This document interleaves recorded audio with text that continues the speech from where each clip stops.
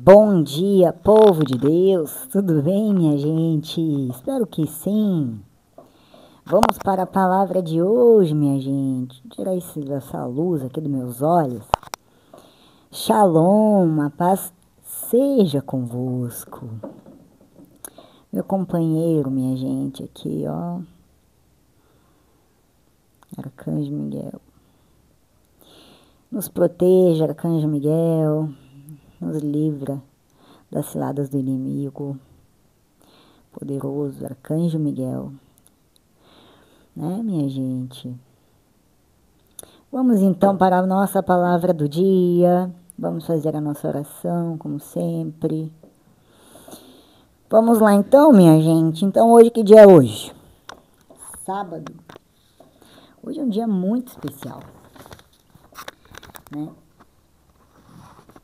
Claro, eu tô gravando o vídeo na sexta-feira. Como falei para vocês, ganhei a fita do apostolado, né? E eu vou trazer agora, a partir de agora, né? Não hoje, até porque hoje não tem mais tempo, né? Mas a partir desta semana, sempre eu vou trazer a história, o porquê da devoção, né? Aquele que é devoto, qual que é o compromisso dele com o nosso Senhor Jesus Cristo, com o seu sagrado coração, né? A fé central, creio eu, né? Que é o coração do nosso Senhor Jesus Cristo. E aí, sábado, minha gente, hoje é sábado, né? Hoje é sábado. Hoje temos dia 28, sábado, né? Dia 28 de junho. Dia do Imaculado Coração da Bem-aventurada Virgem Maria, tá? Não temos só o coração, né? Não temos só o Sagrado Coração de Jesus. Também temos o Imaculado Coração da Virgem Santa, né? Mãe de Nosso Senhor Jesus. Né? Vamos lá entender mais um pouco. Não vou entrar profundamente no tema, claro, porque é um tema longo, assim como é o Sagrado Coração, por isso não vou trazer hoje. Né? Tem sempre que trazer por partes. Eu também tenho projeto, né, para trazer liturgia, né, sobre a liturgia, missa, parte por parte, né. Então, todos esses projetos eu vou trazer, sim, em vídeos menores, né, sempre com ou um capítulo, para quê? Para aprendizado, né, em que momentos, que gestos, que atitudes devemos ter durante a missa. Esse também é um objetivo, né, que eu tenho. Tudo por nosso Senhor Jesus Cristo, né, minha gente? Porque é dele que é toda a glória dele, né? Toda honra é dele, ele que é o merecedor. É dele que vem o que temos de bom, né? Então, creio eu que de mim não vem nada, que não somos nada, minha gente, né? Somos o que aqui? Uma carne que vai morrer, né? Uma carne que vai morrer. Um corpo que vai envelhecer, que vai morrer. Sem Jesus não somos nada, não somos ninguém. Não temos ânimo, não somos felizes, não temos paz.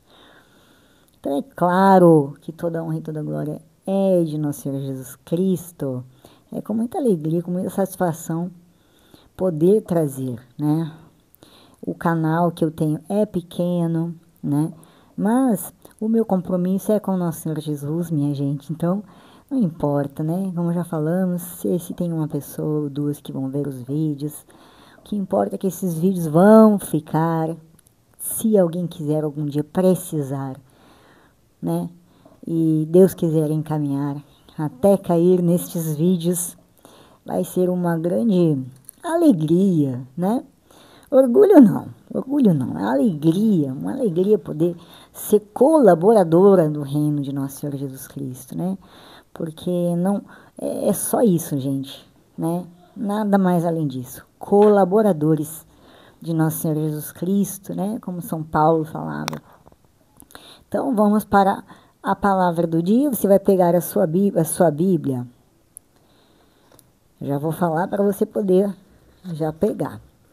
Lá em Isaías, o profeta poeta, lá no capítulo 61, no versículo 9, do 9 ao 11. Minha gente, depois desse vídeo aqui, de eu gravar esse vídeo, acabar assim de finalizar ele, né? Eu vou editar o outro vídeo, né? Porque meu excelentíssimo esposo não entendeu que era para ele gravar ao vivo e acabou que ele gravou normal, né? Então não consegui transmissão ao vivo lá no momento, né, da solenidade do Sagrado Coração. Mas eu vou gravar, vou pegar essas gravações que ele fez e vou ver o que eu posso fazer. E vou colocar aqui para vocês poderem ver, né, como é que se faz, né, uma solenidade. E estava lindo, tudo muito lindo, muito emocionante. Claro que eu chorei, óbvio, né? Eu choro sem ser solenidade, minha gente, né? Só de pensar em Nosso Senhor Jesus, o quanto que ele sofreu, que ele chorou. É muita coisa pro meu coração, minha gente. Meu coração não aguenta, né? Porque é melhor eu chorar que tem um infarto, né, minha gente? Pela madrugada. Vamos lá, então. Meu coração por vosso auxílio rejubile, e que eu vos cante pelo bem que me fizestes. Isso aqui é verdadeiríssimo, né? Porque Deus só faz o bem, minha gente. O reconhecimento à grandeza do coração de Maria vem do começo da igreja. Entretanto, a devoção ao seu coração desenvolveu-se principalmente durante a Idade Média e passou ao culto litúrgico por obra de São João Eudes, entre 1601 e 1680. 79 anos, né? De diferença. O Papa Pio XII, em 1944, tornou essa festividade obrigatória para toda a igreja. Ó Deus, que preparastes morada digna do Espírito Santo no coração da Virgem Maria, concedei-me benigno que por sua intercessão nos tornemos templo de vossa glória. Minha gente, tantas vezes já falei aqui, não vou deixar de falar nunca, sou chata mesmo, né? Insistente. Se valorizamos Davi, como que não vamos valorizar Maria, a escolhida por Deus? Quem somos nós, minha gente? Né? Imagina escolher a mãe de nosso Senhor. Quanta honra, né? Quanta honra. Então vamos para a leitura. Já pegou sua Bíblia? Vamos lá, então. Leitura do livro do profeta Isaías. A descendência do meu povo será conhecida entre as nações, e seus filhos se fixarão no meio dos povos. Quem os vir há de reconhecê-los como descendentes abençoados por Deus. Exulto de alegria no Senhor, e minha alma regozija-se. Em meu Deus, Ele me vestiu com as vestes da salvação, envolveu-me com o manto da justiça e adornou-me como um noivo com sua coroa, ou uma noiva com suas joias. Assim como a terra faz brotar a planta e o jardim faz germinar a semente, assim o Senhor Deus fará germinar a justiça e a sua glória diante de todas as nações. Palavra do Senhor. Minha gente, eu queria ter um terço, né, da inspiração, das palavras de Isaías, da forma que ele transmite, né? Eu escrevo também algumas coisas, né? Eu sempre falo que eu vou deixar meu canal aqui no Instagram, lá tem algumas coisas, mas assim, não chega nem perto, minha gente. Isso daqui é coisa só de um escolhido mesmo, né? Por Deus, né? Para poder ter esse dom maravilhoso, assim como Davi teve, né? Então vamos lá para a nossa explicação na Bíblia. Vamos lá, gente. Lá no versículo 9, diz o seguinte: no pacto abrâmico, Deus prometeu que os descendentes de Abraão desfrutariam uma grande bênção, a qual apontava para a felicidade e a prosperidade. No versículo 10, Isaías irrompe em um hino de louvor em resposta ao oráculo que ele acaba de entregar. Ele usou o tema das vestes para descrever o seu ato de assumir a salvação e a justiça de Deus. Essas não eram vestes comuns, mas eram as vestes de uma noiva. Essa figura implica a metáfora de Deus como marido de seu povo. Depois temos o versículo 62, o capítulo 62, mas nós não vamos entrar hoje no capítulo 62, né? Somente do 9 ao 11 é pouco mesmo, tá, minha gente? Agora vamos para a nossa gravar na cuca. Gente, nós não oramos pela madrugada. Vamos orar.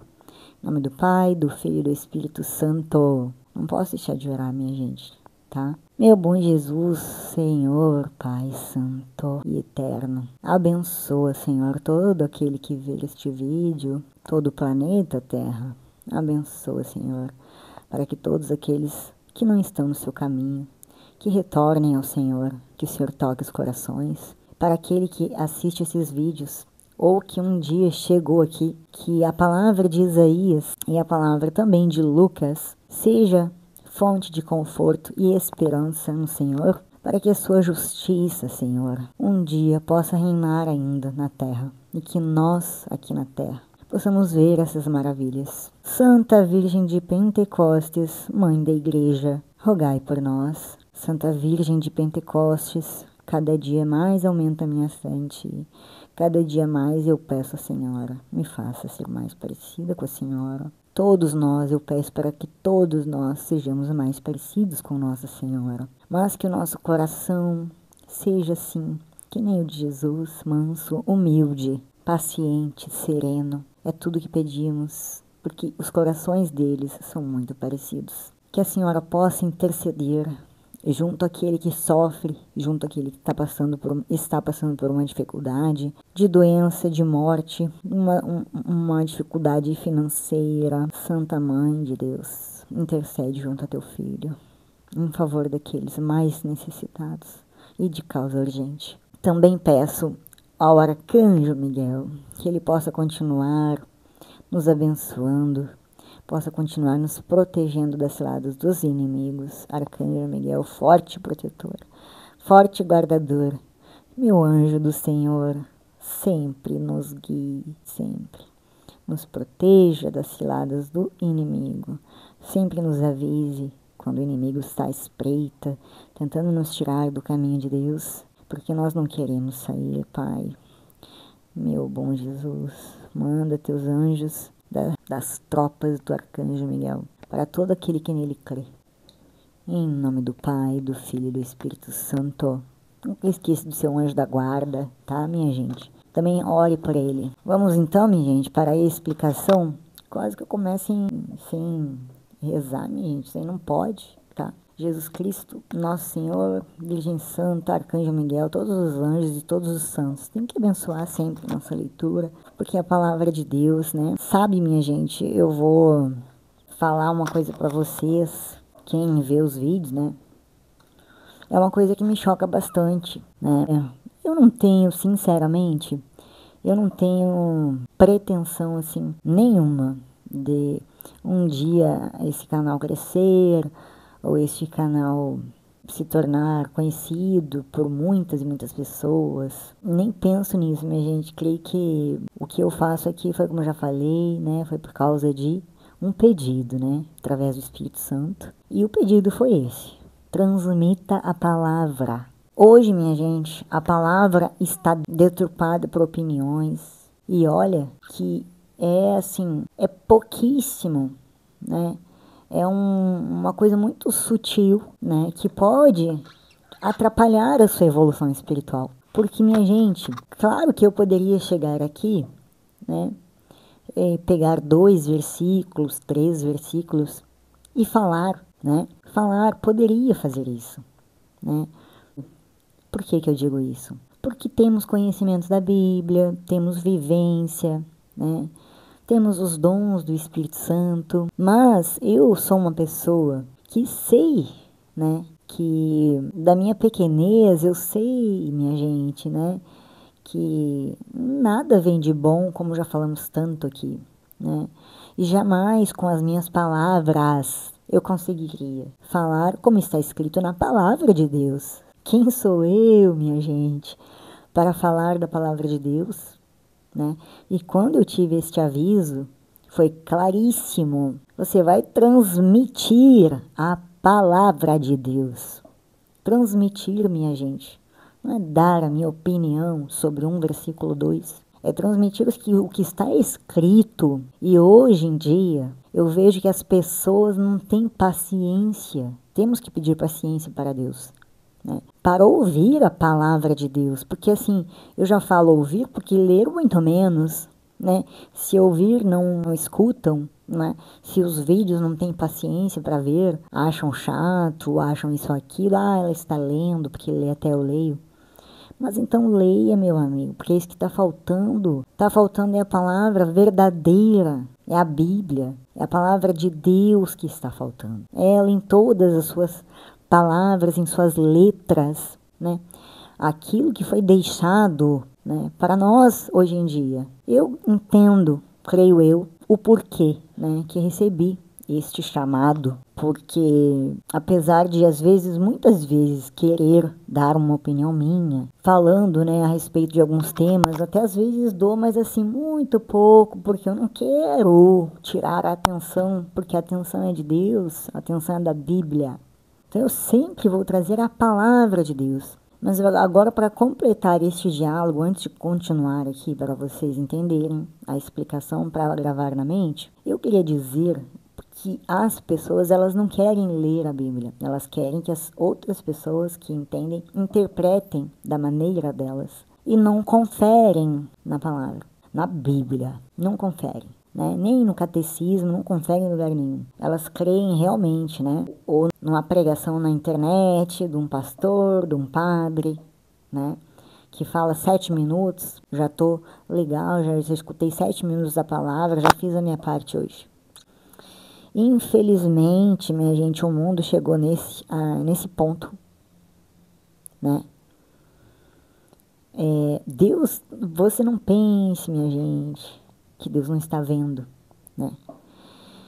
Falamos tanto também, ontem e antes de ontem, desses mesmos temas, né? Deus não vê o seu exterior. Deus vê o seu interior e Deus conhece os seus pensamentos. Ele sabe o seu interesse real. Se em um vídeo de 7 minutos você conseguir aprender alguma coisa, já é alguma coisa, com certeza, minha gente, né? Mas nada é melhor e mais correto e mais verdadeiro que a Bíblia. A Bíblia não é qualquer pessoa que fala com você, é o Espírito Santo de Deus que fala com você. Quem vai tocar o seu coração e vai lhe levar a algum versículo, alguma palavra, é o Espírito Santo. Nunca troque a Bíblia por palestras, por pregações na internet, né? Por opiniões, né? E este é um desabafo que eu gostaria de falar. Mas antes de mais nada, eu queria dizer isso, né? Eu não tenho interesse, gente, nenhum. Até porque tem coisas que eu não gostaria de passar, né? Uma delas é que pode acontecer, né? Como já aconteceu outras vezes, mas graças a Deus nunca eu caí, né? Trabalhava, sempre trabalhei. Em alguns lugares, as pessoas lhe dão muito valor, fazem festa por você, falam bem de você. Mas eu nunca na minha vida eu deixei de falar, né? Que tudo é por causa de Jesus Cristo. Tudo é por Ele. Mesmo que, né, um dia chegasse a esses vídeos ficarem... Eu não creio nisso, porque a palavra de Deus hoje em dia, né, eu vejo por quê. Porque tudo que eu posto, né, sobre Jesus, sobre Deus, não é visto. Mas se postar uma foto de biquíni, né, na época que eu dava aula, eu dava muita aula em Copacabana, então eu fazia algumas fotos, nada vulgar, não. E era um comentário geral sempre, muita visualização. Ainda não era católica na época. E nós vemos isso. Ninguém quer saber de Jesus, né? Então a gente vai, é um processo muito grande, muito longo, essa transformação. Então você vai ver isso. As pessoas só vão valorizar quando começarem as dores, né? Vamos lá para a explicação? Sabe você conhece aquele ditado assim? A dor faz gemer? É bem isso, minha gente. Minha gente, cortei a franja. Vamos lá para a explicação, minha gente. Parar de conversar, né? Mas este é uma reflexão, né? Esta é uma reflexão. As pessoas não querem saber da Bíblia, da palavra de Deus. Elas querem as coisas já mastigadas, já explicadas, testemunhos, né? E não da palavra em si. Entender todo o processo, entender como que funcionou nas igrejas primitivas, porque não mudam muitas coisas até hoje, né? Outras mudam, outras não mudam, mas a palavra é importante, é fundamental para a sua salvação. Se você não ler, se você não aprender o que Jesus deixou para nós, você não vai ser salvo, minha gente. Desculpa dizer isto, né? Mas esta é uma verdade. Então, em Isaías, no capítulo 61, do versículo 9 ao 11, a igreja interpreta essa passagem como uma profecia sobre a vinda do Messias e o estabelecimento do reino de Deus, com foco na restauração e alegria do povo de Deus. A passagem descreve um tempo de bênçãos, justiça e alegria, onde a descendência do povo de Deus será reconhecida e abençoada por todas as nações. A Igreja Católica, em particular, vê esta passagem como um prenúncio da obra de Jesus Cristo, que veio para proclamar a liberdade aos cativos e consolar os aflitos. Isaías é um profeta do Antigo Testamento, tá, minha gente? Sempre as leituras, a primeira geralmente, né, é do Antigo Testamento. Eu sempre vou avisar aqui antes, né? Então, a restauração e bênçãos, tema, né, para você gravar, né? O texto, né, de Isaías fala sobre a descendência do povo de Israel sendo reconhecida e abençoada entre as nações, o que a igreja interpreta como uma promessa de restauração e bênçãos para aqueles que creem em Deus. A ação do Espírito Santo. A passagem também menciona o Espírito do Senhor sobre o profeta Isaías, o que a igreja relaciona com a unção de Jesus e sua missão de proclamar boas novas e libertação. Minha gente, antes de continuar um pouquinho, eu queria trazer para vocês uma informação sobre os profetas, né? Os profetas escolhidos, minha gente, sempre passavam, né, pelas tribulações conforme era a profecia descrita. Então, se Deus falasse ao profeta, se Deus anunciasse ao profeta que iria acontecer algo, né? Aquele profeta sempre passaria por algo relacionado ao mesmo tema, né? Então ele ia sofrer com certeza, e todos os profetas sofreram muito, muito. Então, guarde isso sempre quando for falado em profetas, né? Cada profeta tem características específicas. E muitos sofreram muito, perderam a família inteira, perderam pessoas que amavam, saíam do lugar onde elas viviam, passavam por grandes tribulações. Mas tudo era testemunho vivo, né, da palavra de Deus, porque era o jeito que Deus conseguia falar com as pessoas, né, com a humanidade, através dos profetas. Depois vem o cumprimento em Cristo. A igreja afirma que Jesus Cristo cumpre essa profecia ao anunciar o reino de Deus e oferecer salvação a todos que creem, através de sua morte e ressurreição. Então, antes, minha gente, lá em cima, né, fala da descendência do povo de Deus sendo reconhecido e abençoado. Então, quando Jesus Cristo veio, foi isso que aconteceu.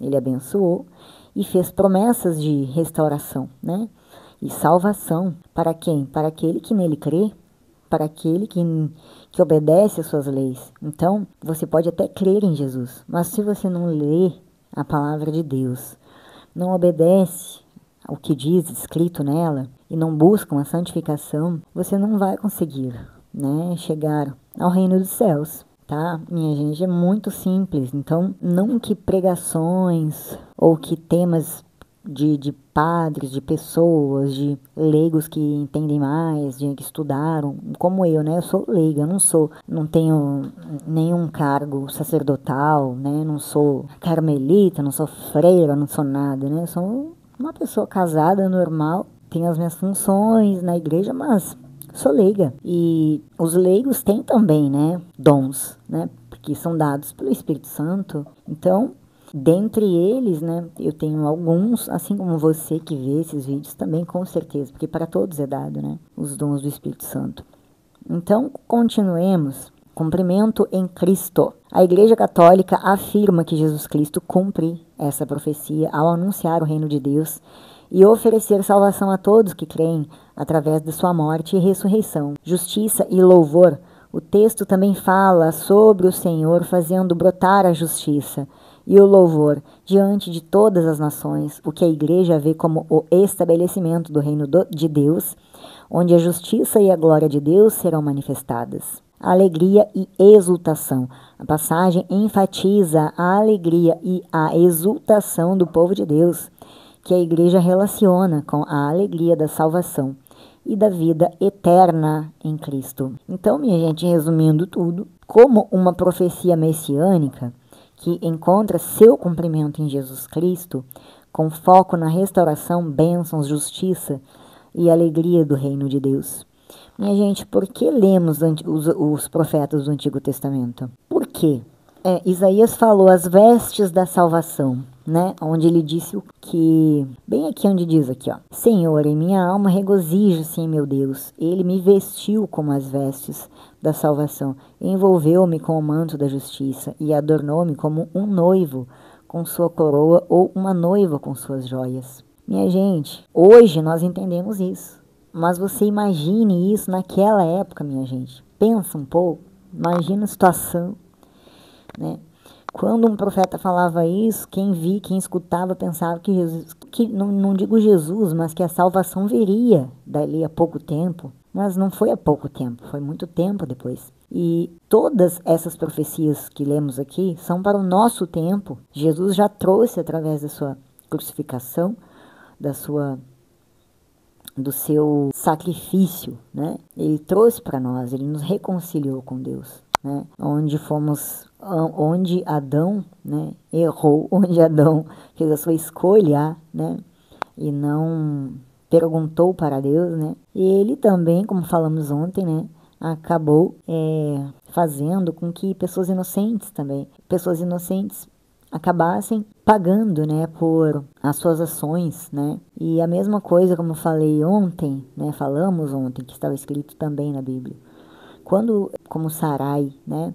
Sarai escolheu, né, que Abrão coabitasse, né, com a sua escrava. Então, ela não esperou, não teve paciência, né? Mas mesmo assim, Deus viu o sofrimento, tanto da escrava quanto de Sarai, e não deixou de cumprir a promessa para Abrão, né? E ele também é assim conosco. Então, esta palavra, as vestes da salvação, quando Isaías falou isso, as vestes da salvação, era sobre Jesus que ele falava. E por isso falamos dos profetas. Portanto, esta palavra se destina a todos nós, cristãos e cristãs, que por meio de Maria, a escolhida, para ser mãe do Filho de Deus, fazemos parte da descendência que é abençoada por ele e, por conseguinte, conhecida entre todas as nações. Agora vamos para o Evangelho de Lucas. Você vai pegar a sua Bíblia lá no capítulo 2, do versículo 41 a 51. Proclamação do Evangelho. Bendita é a Virgem Maria, que guardava a palavra de Deus, meditando-a no seu coração. Minha gente, vocês vão me desculpar, minha gente, mas como eu falei ontem, Maria foi escolhida por Deus. Dentre tantas mulheres, Deus escolheu Belém, um lugar pequenininho, sem nada, sem ninguém. Ele viu graça em Maria. Quem somos nós para não amar Maria? Ela que suportou, que amou Jesus, né? Que teve Jesus nos seus braços, amamentou, fez crescer, era mãe. Só quem é mãe vai entender isso, o que fazemos por um filho. E ela sabia de Deus, porque ela sabia tudo que iria acontecer. Mesmo assim, ela foi teve fé, ela acreditou. Como que não vamos nos inspirar em Maria, minha gente? Santa Virgem, né? Vamos lá, então, para ali. Os pais de Jesus iam todos os anos a Jerusalém para a festa da Páscoa. Quando ele completou 12 anos, subiram para a festa, como de costume. Passados os dias da Páscoa, começaram a viagem de volta, mas o menino Jesus ficou em Jerusalém, sem que seus pais o notassem. Pensando que ele estivesse na caravana, caminharam um dia inteiro. Depois começaram a procurá-lo entre os parentes e conhecidos. Não o tendo encontrado, voltaram para Jerusalém à sua procura. 3 dias depois, o encontraram no templo. Estava sentado no meio dos mestres, escutando e fazendo perguntas. Todos os que ouviam o menino estavam maravilhados com sua inteligência e suas respostas. Ao vê-lo, seus pais ficaram muito admirados e sua mãe lhe disse: Meu filho, por que agiste assim conosco? Olha que teu pai e eu estávamos angustiados à tua procura. Jesus respondeu: Por que me procuráveis? Não sabeis que devo estar na casa de meu pai? Eles, porém, não compreenderam as palavras que lhes dissera. Jesus desceu então com seus pais para Nazaré e era-lhes obediente. Sua mãe, porém, conservava no coração todas essas coisas. Palavra da salvação. Vocês imaginem, gente, imaginem a situação. Você tem um filho, que é o filho de Deus, que ao mesmo tempo que você sabe que ele é seu filho, você também sabe que ele é filho de Deus e que ele tem uma missão. E que você vai sofrer, porque as promessas e a palavra de Deus, conforme os profetas, já falava sobre isso. E Maria era fiel, Maria era crente. Maria sempre acreditou na palavra de Deus. E imagine que sofrimento, minha gente. Mesmo assim, ela nunca desacreditou das promessas de Deus. Vamos para a explicação na Bíblia. Vamos lá então para a explicação na Bíblia. Lá no capítulo 2, no versículo 41 ao 42, este é o único evento da vida de Jesus entre sua tenra infância e o batismo por João, que as Escrituras contam. Os homens judeus e suas famílias deveriam fazer uma peregrinação a Jerusalém para as festas anuais da Páscoa, Pentecostes e Tabernáculos. A cerimônia do Bar Mitzvah, em hebraico, filho do mandamento, aos 13 anos marcava o dia em que o menino judeu passava a ser visto como homem. Jesus estava com 12 anos de idade. Esta foi sua última Páscoa antes da fase adulta. No versículo do 43 ao 45, José e Maria andavam uma jornada de um dia antes de começar a se preocupar com Jesus, pois pensaram que ele estava com o resto da caravana. Era definitivamente fora do caráter de Jesus não obedecer a seus pais em todos os aspectos. Aqui, minha gente, já podemos ver que Jesus sempre foi obediente a José e Maria, né? Então, ele sempre foi desde criança uma criança obediente. E até os 30 anos ele foi obediente, né? Quando ele começou seu ministério, aí ele começou a obedecer o que Deus mandava, né, minha gente? Vamos lá continuar? Por isso que eu falo para vocês.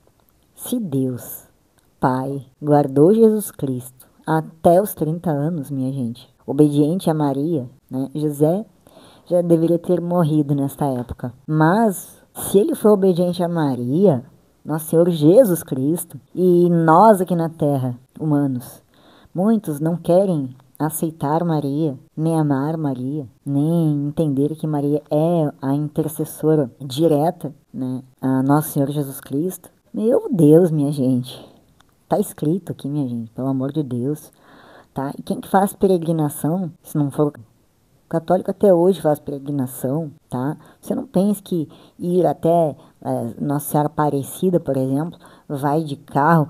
Todo mundo quer ir peregrinando, porque faz parte da peregrinação, faz parte da fé católica, né? Por quê? Porque a fé católica foi os apóstolos que deixaram através da tradição.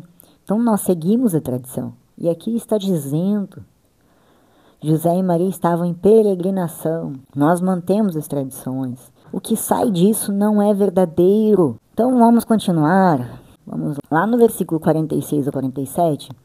3 dias é a soma de um dia de viagem.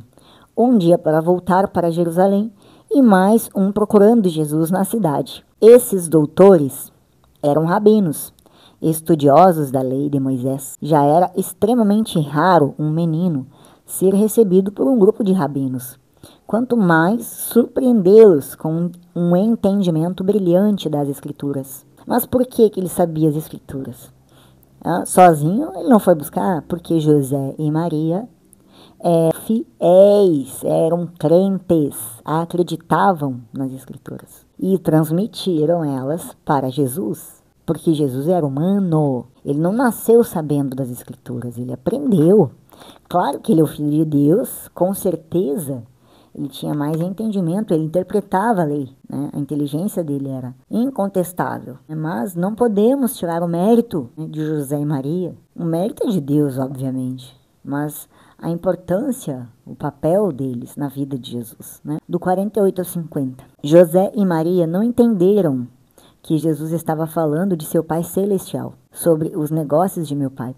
Jesus também tinha que obedecê-lo, mesmo que essa obediência envolvesse dar menor prioridade à preocupação de seus pais terrenos. Então, você vê, né, como falamos ontem também, a submissão, né, a submissão a Deus. Enfim, continuemos. No versículo 51, assim como no versículo 19, a expressão guardava todos esses dizeres no seu coração, sugere que a fonte de quem Lucas obteve a maior parte do material exclusivo dos capítulos 1 e 2 foi a própria Maria, mãe de Jesus, né? Depois, eu não iria comentar do 52, mas vou. Durante os anos em que viveu em obediência a José e Maria, Jesus cresceu continuamente em sabedoria, santidade intelectual e prática, a sabedoria, estatura, tamanho adulto, e favor para com Deus, intimidade espiritual com o Pai, e dos homens, respeito social. Quando era menino, a sabedoria de Jesus já era notável, e aos 12 anos os rabinos se maravilharam com seu entendimento. O progresso de Jesus deve ter sido incrível na época em que ele começou seu ministério. Vocês imaginem, minha gente, era como se ele fosse um superdotado espiritual. Eu só imagino mesmo, gente. A gente imagina como que pode ter sido Jesus criança. Devia ser diferente de todas as crianças que já existiram, né? Então vamos continuar para você gravar agora na sua mente. Então a passagem de Lucas narra o episódio em que Jesus, aos 12 anos, é encontrado no templo em Jerusalém, após seus pais o procurarem por 3 dias. Esse evento é significativo para a Igreja Católica, pois revela a consciência de Jesus sobre sua filiação divina e sua missão. Ele afirma: "Não sabeis que devo estar na casa de meu Pai?", indicando sua relação única com Deus. Além disso, a passagem destaca a importância da obediência de Jesus aos seus pais terrenos enquanto crescia em sabedoria e graça. Análise, para a gente gravar agora por temas: viagem a Jerusalém. A família de Jesus, como judeus observantes, ia anualmente a Jerusalém para a festa da Páscoa. Este costume familiar é importante para entender o contexto da narrativa. Perda e encontro. Após a festa, Jesus permanece em Jerusalém, sem que seus pais percebam, o que os leva a uma busca angustiante. Encontro no templo. Eles finalmente o encontram no templo, interagindo com os doutores da lei, ouvindo-os e fazendo perguntas. A resposta de Jesus. A resposta de Jesus à pergunta de seus pais: "Por que me procuráveis? Não sabeis que devo estar na casa de meu Pai?", é central para a interpretação católica. Obediência e crescimento. A passagem termina com Jesus voltando para Nazaré com seus pais e crescendo em sabedoria e estatura, mostrando a importância da obediência e do crescimento em graça, tanto para Deus quanto para os homens. Interpretação teológica, consciência da divindade. A passagem revela a consciência de Jesus sobre sua identidade divina e sua missão, estabelecendo uma conexão direta com Deus Pai. Obediência e exemplo. Jesus, mesmo ciente de sua filiação divina, demonstra obediência aos seus pais terrenos, oferecendo um exemplo de como conciliar a vida familiar com a busca pela vontade de Deus. Crescimento em graça. A passagem também destaca o crescimento de Jesus em sabedoria, estatura e graça, mostrando o desenvolvimento integral do ser humano em suas dimensões física, intelectual e espiritual. Mistério da encarnação. O episódio pode ser visto como um vislumbre do mistério da encarnação, onde o Filho de Deus assume a natureza humana e cresce como qualquer criança, mas com uma consciência única de sua filiação divina e missão. Imagina, minha gente, muita humildade, né? Importância da família. A passagem enfatiza a importância da família como lugar de educação, amor e cuidado, onde os pais têm a responsabilidade de guiar seus filhos no caminho da fé. Mistério da fé. A incompreensão dos pais de Jesus sobre suas palavras e a necessidade de guardar esses acontecimentos em seus corações mostram o mistério da fé e a profundidade do relacionamento com Deus. Minha gente, então Maria guardava tudo no seu coração, né? Porque ela já sabia, né, gente? Porque para ela foi prometido, o anjo prometeu, né? Deus prometeu para ela, né? Então, com certeza ela sabia. Por isso ela guardava no coração, ela confiava. Que isso fique bem guardado na sua mente, que também fique guardado na sua mente a obediência de Jesus aos pais, né? E também os pais ensinando a fé, ensinando os costumes e a tradição. Se não fosse assim, como que teríamos Jesus, né? Deus escolheu porque sabia, porque Deus Pai conhecia tudo, todos os corações, e escolheu Maria e José, porque sabia que seriam bons pais, que esses dois seriam obedientes, esses dois, o José e Maria, seriam obedientes à palavra de Deus, né? Aqui, nesta época, não tinha o Novo Testamento, mas tinha os profetas, né? E eles eram obedientes, eles seguiam as leis, eles faziam tudo que estava no script. Então, minha gente, que isso fique bem guardado no coração. Jesus sempre foi obediente, primeiro aos pais e depois a Deus, sendo submisso e dando seu exemplo para nós. E como é importante a criança, desde pequeno, conhecer a palavra de Deus, ter pais que incentivam, né, que ensinam a orar, que ensinam a ter intimidade com Deus. E como é importante um pai e uma mãe, né? Como é importante a família, né, para que toda criança possa crescer e já ter fé e confiança em Deus. Vou deixar hoje a reflexão da liturgia, tá, minha gente? Hoje é essa leitura. Eu queria falar mais, né, de Maria, mas não posso falar muito, né, minha gente, por causa do tempo. Já diminuí bastante o tempo, né, realmente trazendo mais a palavra em si. E sempre tentei dar algum exemplo, né, para que facilitasse a compreensão, mas a explicação bíblica é bem clara. Onde se cultiva a justiça e todos têm condições de viver com dignidade, a alegria. Ficar admirado e maravilhado é consequência da disposição de ir além de si próprio, abrindo-se para outros. Perguntemo-nos a aflição de Maria e José ao não conseguirem encontrar Jesus. É também nossa aflição quando passamos os dias sem nos lembrar dele ou caminhamos distantes dos seus ensinamentos. Esta é a pergunta, minha gente. Quando passamos os dias sem nos lembrar dele ou caminhamos distantes dos seus ensinamentos, você seguiria, né? É isso que está perguntando. Você seguiria, vai embora, né? Maria e José lembraram de Jesus e voltaram.